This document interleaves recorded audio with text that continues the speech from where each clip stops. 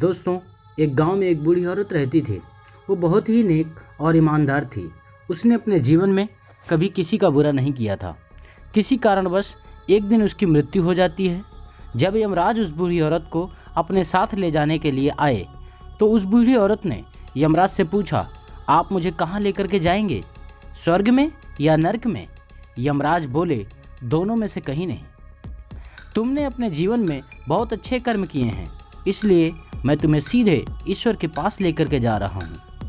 इतना सुनते ही वह बूढ़ी औरत खुश हो गई और यमराज जी से बोली, आपका बहुत बहुत धन्यवाद, पर मेरी आपसे एक विनती है। मैंने यहाँ इस धरती पर लोगों से स्वर्ग और नरक के बारे में बहुत कुछ सुना है। मैं एक बार इन दोनों जगहों को देखना चाहती हूँ। यमराज बोले, तुम्हारे कर्म बहुत अच्छे हैं, इसलिए मैं तुम्हारी आखिरी इच्छा अवश्य पूरी करूँगा। चलो हम स्वर्ग और नरक के रास्ते से होते हुए ईश्वर के पास चलते हैं। दोनों चल पड़ते हैं। रास्ते में सबसे पहले नरक आया। नरक में उस बूढ़ी औरत ने जोर जोर से रोने और चीखने की आवाज़ सुनी।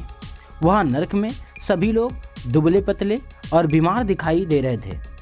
बूढ़ी औरत ने नरक के एक आदमी से पूछा, यहाँ आप सब लोगों की ऐसी हालत क्यों है? आदमी बोला, तो और कैसी हालत होगी?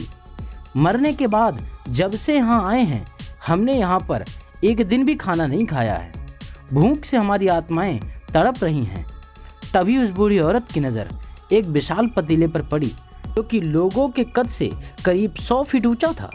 उस पतीले के ऊपर एक बड़ा सा चम्मच रखा था। पतीले में से बहुत ही अच्छी खुशबू आ रही थी। बूढ़ी औरत ने उस आदमी से पूछा कि इस पतीले में क्या है?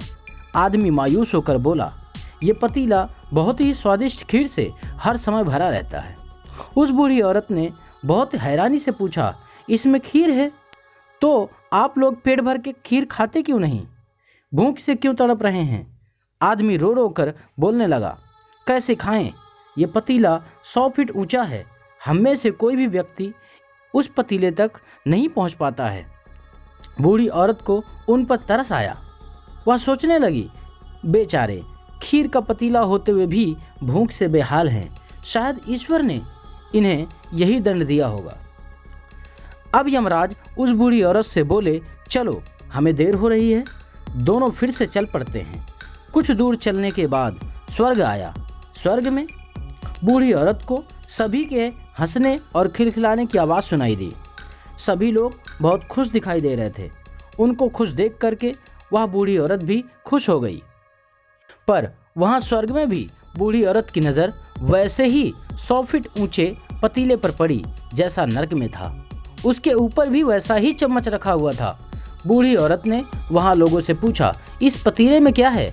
स्वर्ग के लोगों ने बोला, इसमें बहुत ही टेस्टी खीर है। बूढ़ी औरत हैरान हो गई। उनसे बोली, पर यह पतीला तो 100 फीट ऊंचा है। आप लोग तो इस तक पहुँच ही नहीं पाते होंगे। इस हिसाब से तो आप लोगों को खाना मिलता ही नहीं होगा। आप लोग तो भूख से बेहाल ही रहते होंगे। पर मुझे तो आप सभी लोग बहुत खुश दिखाई दे रहे हैं। इसका राज क्या है? उनमें से एक व्यक्ति बोला, हम सब तो इस पतीले में से पेट भर कर खीर खाते हैं।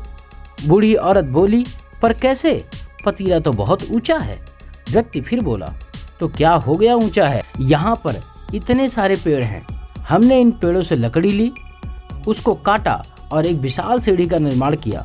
उस लकड़ी की सीढ़ी के सहारे हम पतीले तक पहुंचते हैं और सब मिल करके खीर का आनंद लेते हैं। बूढ़ी औरत यमराज की तरफ देखने लगी। यमराज मुस्कुराए और बोले, ईश्वर ने स्वर्ग और नरक मनुष्यों के ही हाथों में सौंप रखा है। मनुष्य चाहे तो अपने लिए स्वर्ग बना ले, मनुष्य चाहे तो अपने लिए नरक। ईश्वर ने सबको एक समान हालातों में डाला है। उसके लिए उसके सभी बच्चे एक समान हैं। वह किसी से भेदभाव नहीं करता है। वहाँ नरक में भी पेड़ पौधे सब थे, पर वो लोग खुद ही आलसी थे। उन्हें खीर हाथ में चाहिए थी। वो कोई कर्म नहीं करना चाहते थे, कोई मेहनत नहीं करना चाहते थे, इसलिए भूख से बेहाल थे। क्योंकि यही तो ईश्वर की बनाई हुई इस दुनिया का नियम है। जो कर्म करेगा, जो मेहनत करेगा, उसी को मीठा फल खाने को मिलेगा। दोस्तों, ऐसे ही हमारी ज़िंदगी में भी होता है कि हम सफलता तो चाहते हैं, हम कामयाबी तो चाहते हैं, लेकिन सफलता के लिए जो कर्म करना पड़ता है, जो मेहनत करनी पड़ती है, वो हम नहीं करना चाहते हैं, जिसके कारण हम सारी ज़िंदगी इधर उधर भटकते रहते हैं, सारी ज़िंदगी हम परेशानी में गुजारते हैं। दोस्तों, अगर आपको किसी भी क्षेत्र से सफलता चाहिए, शोहरत, दौलत, मान सम्मान, हर चीज़ चाहिए, तो आपको उस फील्ड के हिसाब से, उस क्षेत्र के हिसाब से आपको मेहनत करना पड़ेगा। अगर आप मेहनत करने के लिए, कर्म करने के लिए तैयार हैं, तो आपको सफल होने से दुनिया की कोई ताकत नहीं रोक सकती है। दोस्तों, शायद इसीलिए कहा गया है, परिश्रम ही सफलता की कुंजी है। दोस्तों, आपका हमारी इस वीडियो से जुड़ने के लिए बहुत बहुत धन्यवाद। आपने हमारी वीडियो को इतना प्यार दिया, इसके लिए आपका बहुत बहुत धन्यवाद।